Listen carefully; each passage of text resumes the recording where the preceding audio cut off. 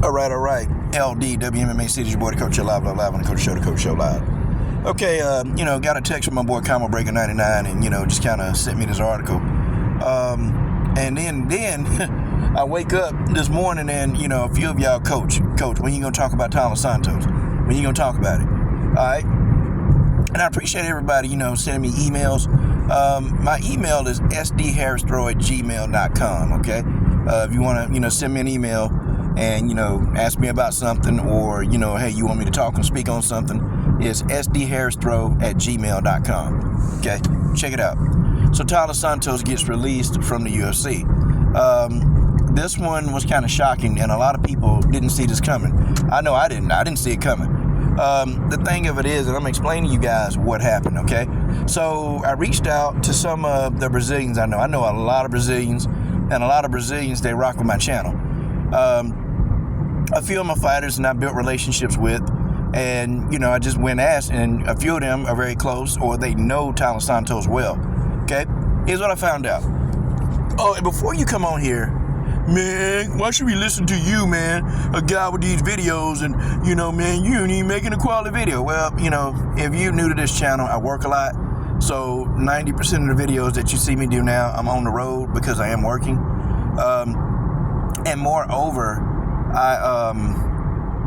I do have a lot of big name MMA stars that watch my channel. Believe it or not, they watch, okay? So, yes, I know you see, man, the sub counts are low and blah, blah, blah, blah, blah. Well, I mean, it's quality over quantity, I guess. But anyway, here's what I found out. Y'all see this man that you see on the screen, okay? This is Taila Santos' manager, and it's her husband. I respect Taila Santos a lot, and I'm going to tell you why. I relate to Taila Santos well. I grew up in the same kind of environment that Taila grew up in. And also, Taila refers to herself as a black Brazilian. And now I want you guys to understand where I'm going with this, because in Brazil for the last couple of years, the racism problem in Brazil was intense. And a lot of the black Brazilians were being treated like garbage, just like sometimes over here. But I respect her because she point blank said, I'm a black Brazilian. I identify as black. And I relate to that. And her and I, we got a lot in common. So I don't care if you get anything up in arms. I'm telling you, I respect Taila Santos. And I do support my own. And I supported Taila for a long time. But I am going to be critical of Taila. Because I rock with you, that don't mean I can't criticize you. And I am going to be critical. I'm going to talk to you about what happened. And then I'm going to explain to you the mistakes that they made that led up to this. Listen carefully. Number one, this guy right here, he's been very difficult to deal with, okay? The UFC, they don't like this guy. They don't like dealing with him. They don't like having to speak with him about the business end of what Taila needs to do, okay? This guy kind of went in there and buffed it up, okay? The thing of it is, a lot of times before you even fight out your contract, okay, sometimes a fighter can go to the UFC and they can ask to have their contract renegotiated. Sometimes they do it on the last couple fights. You can go back and you can have your contract renegotiated. And sometimes, moreover, when you're nearing the end of your 6-fight deal, the UFC will come to you and they'll, go ahead and get started trying to restructure you another fight, whatever series of fights that you're going to have. Well, Taila Santos, they wanted more money. Folks, this is a dispute over money. They wanted more, and the UFC didn't feel like that she was worth what they were asking for. Okay? The UFC felt like they wasn't worth what she was asking for. So the UFC kindly said, hey, you know what? We wish you luck in your future endeavors. Move on. That's what the UFC said. We wish you luck in your future endeavors and, whatever. And I think that Taila, they tried to go play hardball. They tried to play hardball with the UFC and tried to get the UFC to bend to their demands, and the UFC wasn't going to do it. Okay? They wasn't going to do it. This may be good news and bad news for Taila Santos, and I'm going to tell you why here in a minute.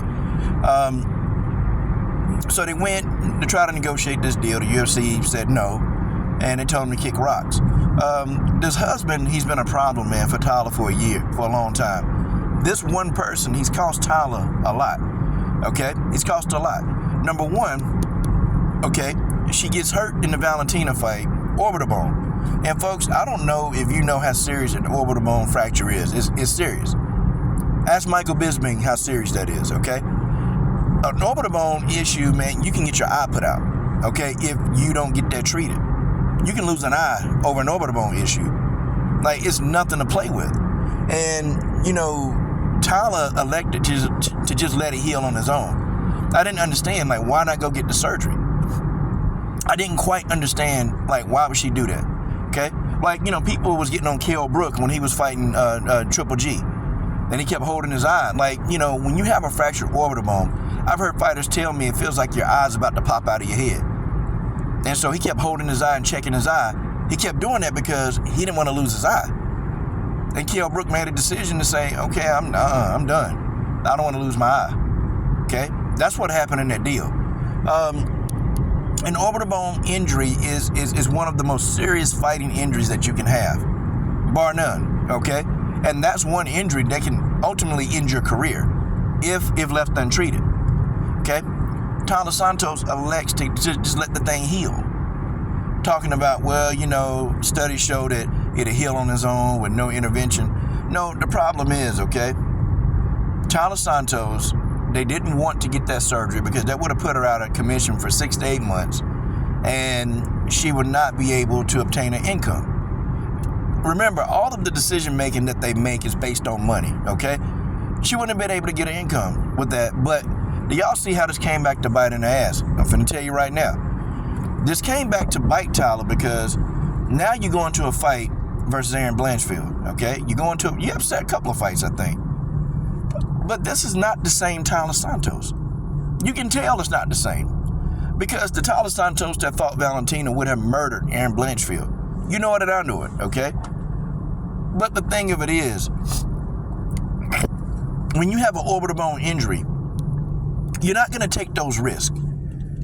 Okay? You're not going to take the same risk. You're a different fighter. Because you know if you get hit hard enough, you could break your orbital bone and possibly lose your eye. That wasn't the same Taila Santos. And I'm not making excuses. And I'm not trying to take away from Aaron Blanchfield's win. But that wasn't the same Taila Santos that fought Valentina. It wasn't. Okay? Hands down, bar none, wasn't the same. She went in there, she fought like a G. But that wasn't the same fighter, okay? She was fighting with more of like, ooh, okay, I want to protect my eye and my face. I want to protect that. I want to protect, like, she wasn't being as aggressive with Blanchfield. Styles make fights, but no, this wasn't Taila Santos. It wasn't her, okay? That's what happened. So now, okay, let's move forward. She didn't get the orbital bone surgery. Didn't get it, okay? That affected her future with a tough opponent like Blanchfield. So now because she lost that Blanchfield fight, the Santos camp, they're trying to go over there and they want an astronomical amount of money, okay? They want these big dollars. They want it.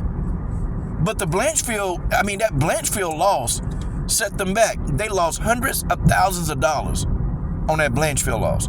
So now you're trying to go to them with like you got this clout with your chest stuck out, and the UFC just hell no. They gave you a big old-fashioned hell no. That's what they gave you. They gave you a big old-fashioned hell no. They gave that to you because you, okay, didn't want to do the necessary things needed to get Taila back to full health. Didn't do it. Okay, let's go ahead and go back in history again. Another thing that this was coming, it's inevitable. This guy right here, you know, you didn't want to pay people on your old team. Now, I don't care what you say. When you have to relocate and go to a whole new team, okay, that's different. Because the people that got you to point A, that got you there, you don't want to pay them. But guess who? Guess who in charge of that? Wasn't Taila, this guy. And these people, and I'm telling you, the Brazilians that I know, they said that these people didn't pay, that they didn't pay those people. They didn't pay them. And they're still trying to go to arbitration to get the money from Team Santos. So how do you go into a place, use their resources, they bleed and sweat for you, they get you to a level, and then you just kind of think to yourself, I don't think I want to pay them. How the hell does that happen? Well, that stuff come back and bite you in the ass. You didn't pay these people. Well, guess what? That's the team that got you there. They got a whole nother team. That matters. Folks, it matters. It matters, and I don't care what you say, it matters when you have to change and relocate and work with a whole new team. No. So your preparation is different. They're going to prepare you different. They may not see things that the other team saw. It's like all of these bad decisions now have come back and bit Taila Santos on her pretty little PG-13 channel. They have.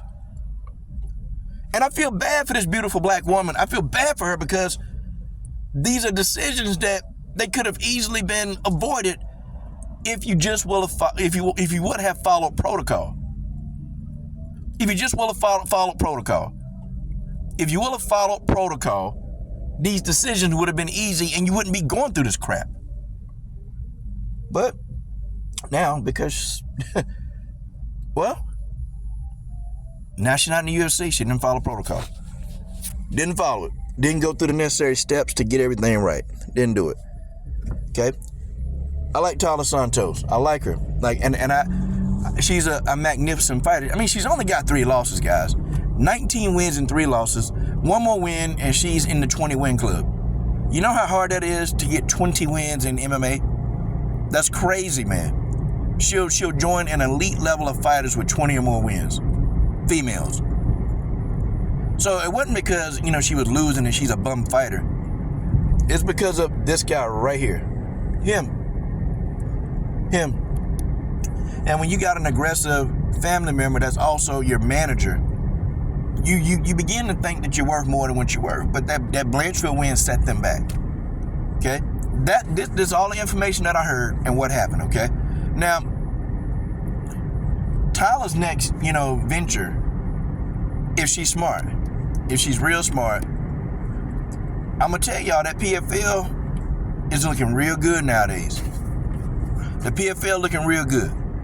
Okay? Like the PFL, they handing out money. They throwing money at people left and right. If the PFL could get Taila Santos, y'all know what that mean, right? The PFL can start a whole wave of just whatever. And Taila Santos is young enough too. She's young enough. I hope she don't go to Bellator. If she signs a deal with Bellator, you already know that we're only going to see her fight less than once a year, if that, maybe once every 2 years. And she's going to get caught up in the Bellator disorganization is what I call it. I call it the Bellator disorganization. I hope she do go to PFL, or even one. But I'd much rather see Taila in the PFL because I know for a fact she's going to be able to fight more. She's going to be a part of that PFL tournament. I just think the PFL is a really, really good look for Taila Santos. I hope she don't go back to Invicta. That'd be crazy. Oh, no, she never went to Invicta. I hope she don't go to Invicta. Don't go there because that's a step down. Okay? Invicta's a step down. It is what it is. And also when people say they don't want to pay people, now, in this case, yes, when we ask for our money, we can't never get our money. We can't. In this case, you got to have the following, okay? And what I mean is that John Jones and Francis Ngannou, they have a following, okay? So they're going to be able to put their asses in seats. They're going to be able to put people there. People are going to engage and watch. And the UFC, they took a lot of this into account. Like, how much of an online presence do you have? How much of an online presence do you have in this situation? What do you have? Okay, it is not like Taila Santos is overly popular. Folks, that's another thing. She's not like an online, sensation. Taila Santos got to have a dance partner. Okay? Her dance partner was Valentina. So, they were more than happy to make that fight because now you got this formidable Brazilian fighter that's fighting against Valentina. And see, think about this too, okay? Think about it too. Do you know the likelihood of Taila Santos getting a title shot is high with Valentina out the way? Because in Valentina, if she don't beat Alexa Grasso this third time, forget it. You can forget it, okay? There won't be another Valentina title shot, ever. Unless she change weight classes and go up to 135. The Valentina, it'll be over. So Taila Santos could have had free reign to do whatever she want down there. Okay? Because, she fight another rematch, get the orbital bone healed properly. She beats Blanchfield. And moreover, if she fights Blanchfield 10 times, she'll win 9. I don't know what the judges were smoking that day. But if Taila Santos ever gets in there with Alexa Grasso, it's an easy victory. Okay? And the UFC know that, man. A lot of times, too, they don't want people like Taila Santos. They bad for business.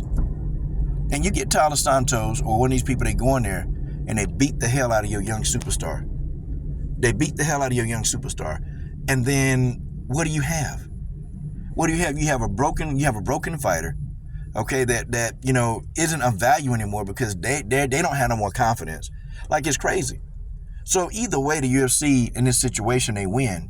And I hate this because had Taila Santos played their cards right and did the right thing, we would have seen Taila Santos as the UFC champion still right now. But thank her husband for it.